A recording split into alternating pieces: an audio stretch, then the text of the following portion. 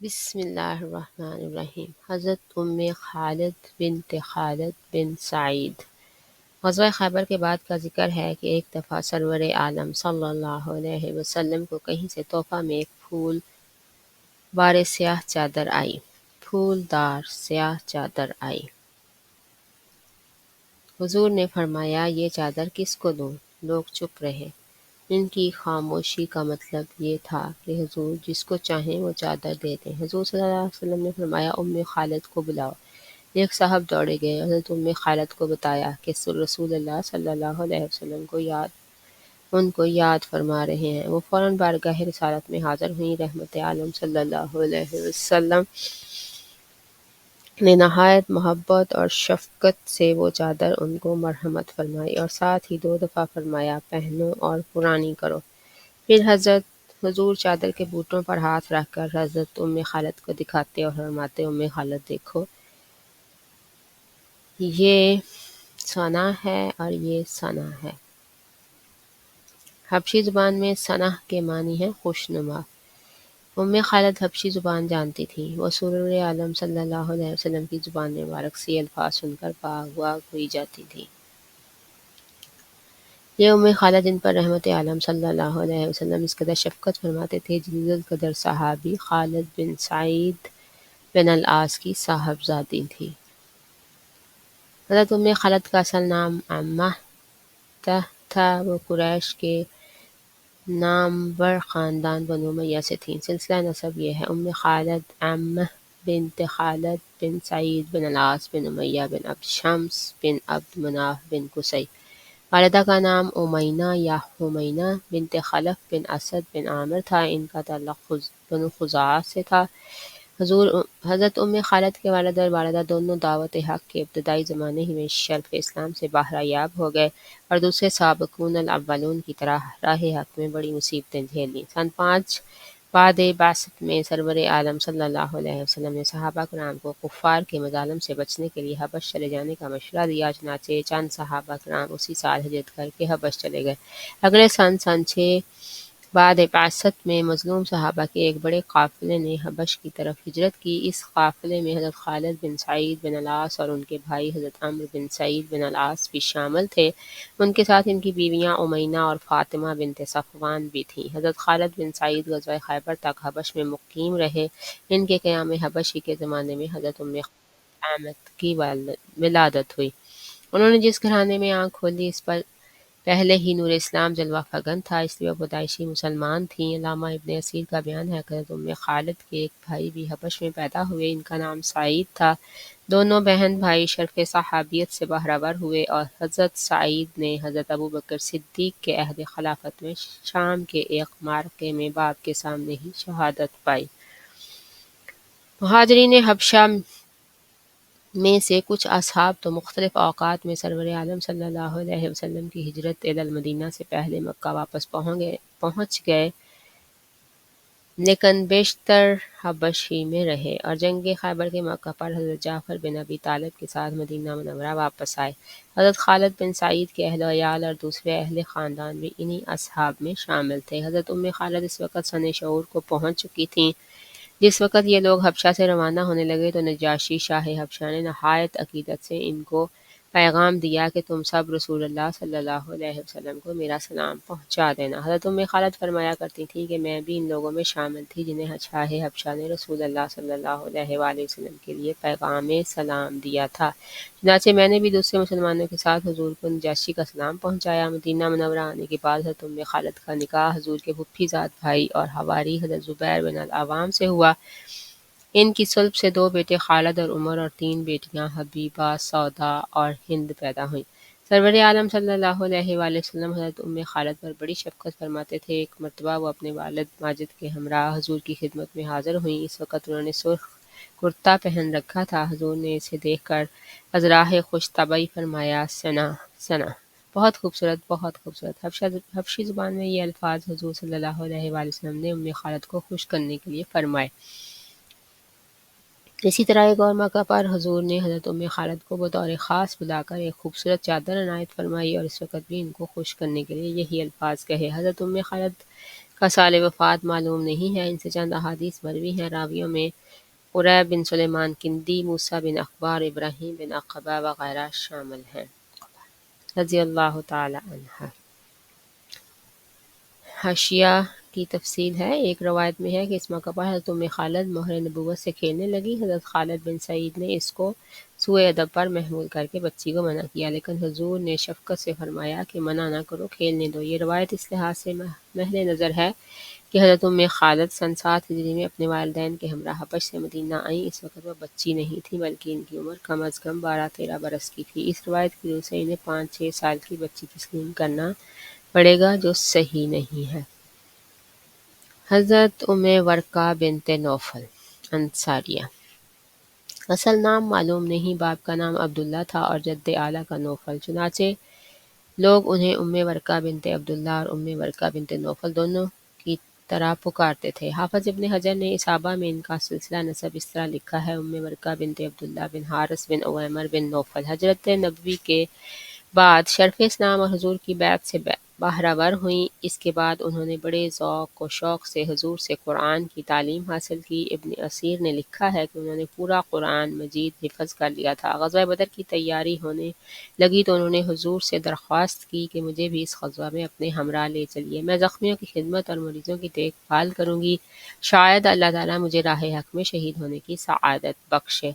حضور نے فرمایا تم گھر میں ہی رہو، اللہ تعالیٰ تمہیں یہی شہادت نصیب کرے گا۔ انہوں نے حضور کے ارشاد کی تعمیل کی اور غزوہ پر جانے کا ارادہ ترک کر دیا۔ عبادت سے بڑا شغف تھا، چونکہ قرآن پڑھی ہوئی تھیں اس لیے حضور نے ان کو عورتوں کی امام مقرر فرما دیا تھا اور انہوں نے اپنے مکان کو سجدہ گاہ بنا لیا تھا جہاں عورتوں کی امامت کیا کرتی تھیں۔ حضور نے ان کی درخواست پر ایک مؤذن بھی مقرر فرما دیا تھا۔ ان کی آواز سن کر عورتیں نماز باجماعت ادا کرنے حضرت ام ورقہ کے گھر آ جاتی تھیں۔ علامہ ابن اسیر نے اسود الغابہ میں بیان کیا ہے کہ سرور عالم صلی اللہ علیہ وسلم ان پر بے حد شفیق تھے۔ کبھی کبھی بعض صحابہ کے ہمراہ ان کے گھر تشریف لے جاتے تھے اور فرمایا کرتے تھے آؤ شہیدہ کے گھر چلیں۔ عہد رسالت سے متعلق ان کے اسی قدر حالات معلوم ہیں۔ حافظ ابن حجر کا بیان ہے کہ حضرت ام ورقہ نے اپنے ایک غلام اور ایک لونڈی سے وعدہ کیا کہ میرے مرنے کے بعد تم آزاد ہو۔ ان بدبختوں نے جلد آزاد ہونے کے لیے ایک رات کو چادر سے ان کا گلا گھونٹ دیا۔ صبح کو حضرت عمر فاروق نے لوگوں سے کہا کہ آج خالہ ام ورقہ کے قرآن پڑھنے کی آواز نہیں آتی، معلوم نہیں ان کا کیا حال ہے۔ اس کے بعد حضرت ام ورقہ کے گھر گئے، دیکھا کہ مکان کے ایک گوشہ میں چادر میں لپٹی بے جان پڑی ہے۔ سخت غمزدہ ہوئے اور فرمایا اللہ کے رسول سچ فرمایا کرتے تھے کہ شہیدہ کے گھر چلو۔ اس کے بعد ممبر پر تشریف لے گئے، یہ خبر بیان کی اور غلام اور لونڈی دونوں کو گرفتار کرنے کا حکم دیا۔ وہ گرفتار ہو کر آئے اور امیر المومنین کے حکم کے مطابق انہیں اس بھیانک جرم کی پاداش میں سولی پر لٹکا دیا گیا۔ اہل سیر نے لکھا ہے کہ یہ دونوں وہ پہلے مجرم تھے جن کو مدینہ منورہ میں سولی دی گئی۔ ابن سعد کا بیان ہے کہ حضرت ام ورقہ نے حضور سے کچھ حدیثیں بھی روایت کی ہیں، لیکن کسی دوسری کتاب میں ان کی روایت حدیث کا ذکر نہیں آیا۔ حضرت ام منع انصاریہ۔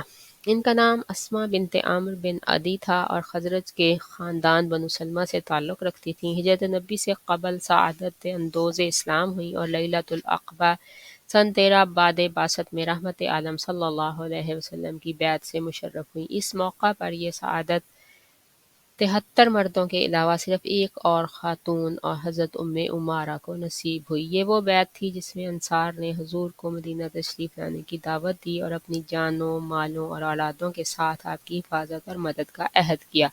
حضرت ام منع کے اس سے زیادہ حالات معلوم نہیں۔ حضرت ام عمارہ خاتون احد۔ امیر المومنین حضرت عمر فاروق کے عہد خلافت میں ایک دفعہ مال غنیمت میں بہت سے قیمتی کپڑے مرکز خلافت مدینہ منورہ میں موصول ہوئے۔ ان میں ایک زکار دوپٹہ بے حد قیمتی تھا۔ مال غنیمت تقسیم ہونے لگا تو سیدنا عمر فاروق نے حاضرین مجلس سے پوچھا کہ اس دوپٹے کا سب سے بڑھ کر حقدار کون ہے؟ کچھ لوگوں نے رائے دی کہ آپ یہ دوپٹہ اپنے فرزند حضرت عبداللہ کی بیوی کو دے دیں۔ حضرت عمر کچھ دیر سوچتے رہے اور پھر فرمایا نہیں، میں یہ دوپٹہ عمارہ کو دوں گا، وہ اس کی سب سے زیادہ حقدار ہیں، کیونکہ غزوہ احد کے بعد میں نے رسول اللہ صلی اللہ علیہ وسلم سے سنا تھا کہ احد کے دن میں عمارہ کو برابر اپنے دائیں اور بائیں لڑتے دیکھتا تھا۔ یہ کہہ کر آپ نے وہ دوپٹہ حضرت عمارہ کے پاس بھیج دیا، جو مدینہ منورہ کے مکان میں رسول کریم صلی اللہ علیہ وسلم کی یادوں کو اپنے دل میں بسائے اپنی زندگی کا آخری زمانہ گزار رہی تھیں۔ ان کی کتاب حیات میں رسول اللہ صلی اللہ علیہ وآلہ وسلم سے بے پناہ محبت اور راہ حق میں اپنی جان، اولاد اور مال قربان کر دینے کے جذبہ کے ابواب اتنے روشن تھے کہ فاروق اعظم سمیت تمام صحابہ کرام ان کا حد درجہ احترام کرتے تھے اور انہیں خاتون احد کہہ کر یاد کیا کرتے تھے۔ حاشیہ ہے اس کے بارے میں ہے عبداللہ کی بیوی کو دے دیں، یعنی حضرت عمر کے بیٹے عبداللہ۔ لوگوں نے یہ رائے اس لیے نہیں دی کہ حضرت عبداللہ خلیفہ وقت کے فرزند تھے، بلکہ اس لیے کہ حضرت عبداللہ بڑے جلیل القدر صحابی تھے اور اپنے شوق جہاد، زہد و تقیٰ اور علم و فضل کی بدولت عامة الناس میں نہایت عزت اور احترام کی نظروں سے دیکھے جاتے تھے۔ حضرت عمارہ کا نام نصیبہ تھا، لیکن تاریخ میں انہوں نے اپنی کنیت ہی سے شہرت پائی۔ وہ انصار کے قبیلہ خزرج کے خاندان نجار سے تعلق رکھتی تھیں۔ سلسلہ نسب یہ ہے: نصیبہ بنت کعب بن عمرو بن عوف بن مبذول بن عمرو بن غنم بن مازن بن نجار۔ رسول اکرم صلی اللہ علیہ وآلہ وسلم کی پردادی سلمہ حضرت عبدالمطلب کی والدہ اور ہاشم بن عبد مناف کی اہلیہ بھی خاندان نجار ہی سے تھیں۔ یہ خاندان یوں تو شروع ہی سے مدینہ منورہ میں معزز سمجھا جاتا تھا، لیکن بعد میں حضرت عبدالمطلب کا ننہال ہونے کی بنا پر اور یوں سرور عالم صلی اللہ علیہ وآلہ وسلم سے بالواسطہ قرابت داری کی بدولت اس کو مدینہ کا ممتاز ترین خاندان سمجھا جانے لگا۔ رسول اکرم بنو نجار کو بہت عزیز جانتے تھے۔ صحیح مسلم میں ہے کہ ایک موقع پر حضور نے فرمایا، اگر میں انصار کے کسی گھرانے میں شامل ہوتا تو بنو نجار میں شامل ہوتا۔ رحمت عالم جب 6 برس کے تھے تو آپ کی والدہ ماجدہ حضرت آمنہ اپنی لونڈی ایمن اور ننھے حضور کے ہمراہ مکہ معظمہ سے مدینہ منورہ تشریف لے گئے اور وہاں کم و بیش 1 ماہ تک خاندان بنو نجار کے ہاں مقیم رہیں۔ واپسی کے سفر میں جب ابوا کے مقام پر پہنچی تو بیمار ہو گئیں اور وہیں سفر آخرت اختیار کیا۔ ننھے حضور ایمن کے ہمراہ مکہ پہنچے۔ مدینہ منورہ میں اس زمانہ قیام کی باتیں حضور کو ساری عمر یاد رہیں۔ سال ہا سال بعد آپ ایک دفعہ بنو نجار کے محلے سے گزرے تو ایک مکان کی طرف اشارہ کر کے فرمایا، یہی وہ مکان ہے جہاں میں اپنی والدہ کے ہمراہ ٹھہرا تھا۔ پھر آپ نے ایک تالاب اور ایک میدان کی طرف اشارہ کر کے فرمایا، یہی وہ تالاب ہے جس میں نے تیرنا سیکھا تھا، اور یہی وہ میدان ہے جہاں میں ایک لڑکی انیسہ کے ساتھ کھیلا کرتا تھا۔ ہجرت کے بعد حضرت قباء سے مدینہ منورہ تشریف لائے تو آپ کی میزبانی کا شرف حضرت ابو ایوب انصاری کو حاصل ہوا، جو بنو نجار ہی کے رئیس تھے۔ حضور کے نزول اجلال کے وقت یوں تو انصار کا بچہ جوش مسرت سے بے خود ہو گیا تھا، لیکن بنو نجار کے جوش و خروش اور ابتہاج و مسرت کی تو کوئی انتہا ہی نہ تھی۔ ان کی معصوم بچیاں دف بجا بجا کر یہ گیت گا رہی تھیں: نحن جوارم من بنی نجار یا حبذا محمد من جار۔ ہم بنو نجار کی لڑکیاں ہیں، محمد کیا ہی اچھا ہمسایہ ہے، یا حبذا محمد من جار۔ حضور ان بچیوں کے پاس سے گزرے تو مسکرا کر ان سے فرمایا، بچیوں کیا تم اس سے الفت رکھتی ہو؟ سب نے مل کر جواب دیا، ہاں یا رسول اللہ۔ حضور صلی اللہ علیہ وسلم نے فرمایا، تم بھی مجھ کو بہت عزیز ہو۔ بیعت عقبہ ثانیہ کے بعد حضور کے ارشاد کے مطابق اہل مدینہ نے دینی امور کی حفاظت کے لیے اپنے 12 نقیب منتخب کیے تھے۔ ان میں حضرت اسعد بن زرارہ بنو نجار کے نقیب تھے۔ ہجرت کے تھوڑے ہی عرصے بعد حضرت اسعد نے وفات پائی تو بنو نجار کے لوگ حضور کی خدمت میں حاضر ہوئے اور عرض کیا، یا رسول اللہ، اسعد کی جگہ آپ کسی اور کو بنو نجار کا نقیب مقرر فرمائیں۔ حضور نے فرمایا، تم لوگ میرے ماموں ہو، اس لیے اب بنو نجار کا نقیب میں خود ہوں۔ حضور کا ارشاد سن کر بنو نجار کی مسرت کا کوئی ٹھکانہ نہ رہا۔ فی الحقیقت یہ ایک عظیم سعادت تھی جو بنو نجار کو حاصل ہوئی اور وہ حقیقی معنوں میں انصار کا بہترین خاندان بن گیا۔ حضرت عمارہ اسی عظیم خاندان سے تعلق رکھتی تھیں۔ ظاہر ہے کہ ایسے خاندان سے تعلق رکھنا ہی بجائے خود ایک بہت بڑا شرف تھا، لیکن سچ پوچھیے تو حضرت ام عمارہ کا حقیقی سرمایہ افتخار کچھ اور تھا۔ وہ تھا دین حق کی خاطر ہر وقت سربکف رہنے کا جذبہ اور ہادی اکرم سے والہانہ محبت اور عقیدت جس نے ان کو اپنی جان، مال اور اولاد ہر شے سے بے نیاز کر دیا تھا۔ اسی عقیدت اور جذبہ اخلاص سے ان کو اتنا بلند مرتبہ عطا کیا کہ بڑے بڑے صحابہ کرام ان پر فخر کیا کرتے تھے۔ حضرت ام عمارہ کا پہلا نکاح زید بن عاصم سے ہوا جو ان کے چچا زاد بھائی تھے۔ زید سے ان کی دو اولادیں ہوئیں، عبداللہ اور حبیب۔ ان دونوں بھائیوں نے شرف صحابیت حاصل کیا اور تاریخ میں بڑی شہرت پائی۔ زید کی وفات کے بعد حضرت ام عمارہ عربہ بن عمرو کے عقد نکاح میں آئیں۔ ان سے دو بچے تمیم اور خولہ پیدا ہوئے۔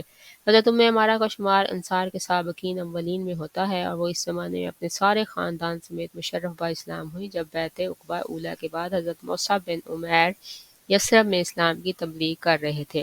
قبول اسلام کے بعد سن 13 نبوت میں انہیں ان 75 نفوس قدسی میں شامل ہونے کا شرف حاصل ہوا جنہوں نے عقبہ کبیرہ میں سرور عالم صلی اللہ علیہ وسلم سے بیعت کی اور یہ عہد کیا کہ حضور یثرب تشریف لائیں تو وہ اپنی جانوں، مالوں اور اولادوں کے ساتھ آپ کی تائید و نصرت کریں گے۔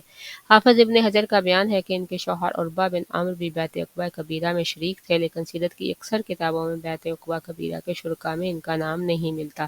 البتہ حضرت ام عمارہ کے اس بیعت میں شریک ہونے پر سب کا اتفاق ہے۔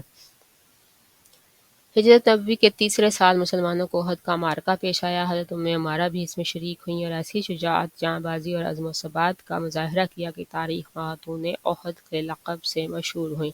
طبقات ابن سعد کی روایت کے مطابق ان کے شوہر عربہ بن عمرو اور دونوں بڑے فرزند عبداللہ اور حبیب بھی غزوہ احد میں ان کے ساتھ شریک تھے۔ جب تک مسلمانوں کا پلہ بھاری رہا، ام عمارہ دوسری خواتین کے ساتھ مشکیزوں میں پانی بھر بھر کر مجاہدین کو پلاتی تھیں اور زخمیوں کی خبرگیری کرتی تھیں۔ جب ایک اتفاقی غلطی سے جنگ کا پانسا پلٹ گیا اور مجاہدین انتشار کا شکار ہو گئے تو اس وقت رسول اکرم کے پاس گنتی کے چند سرفروش باقی رہ گئے۔ حضرت ام عمارہ نے یہ کیفیت دیکھی تو انہوں نے مشکیزہ پھینک کر تلوار اور ڈھال سنبھالی اور حضور کے قریب پہنچ کر کفار کے سامنے سینہ سپر ہو گئیں۔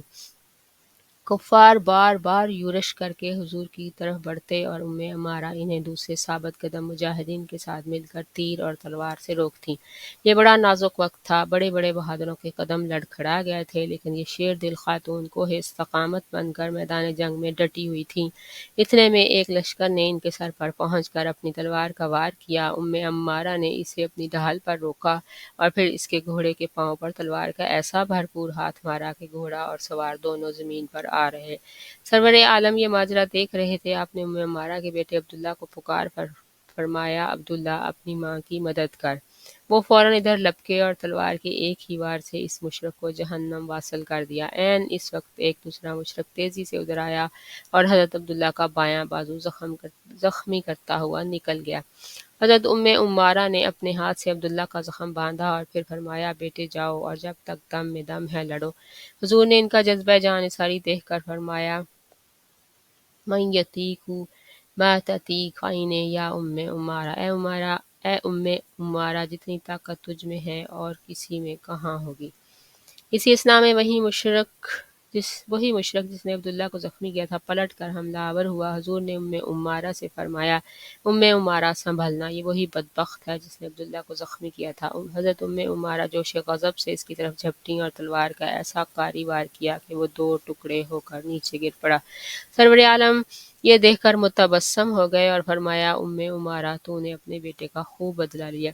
اثناء جنگ میں ایک بدبخت نے دور سے حضور پر پتھر پھینکا جس سے آپ کے دو دندان مبارک شہید ہو گئے۔ شمع رسالت کے پروانے مضطرب ہو کر ادھر متوجہ ہوئے تو ابن قمیہ نامی ایک کافر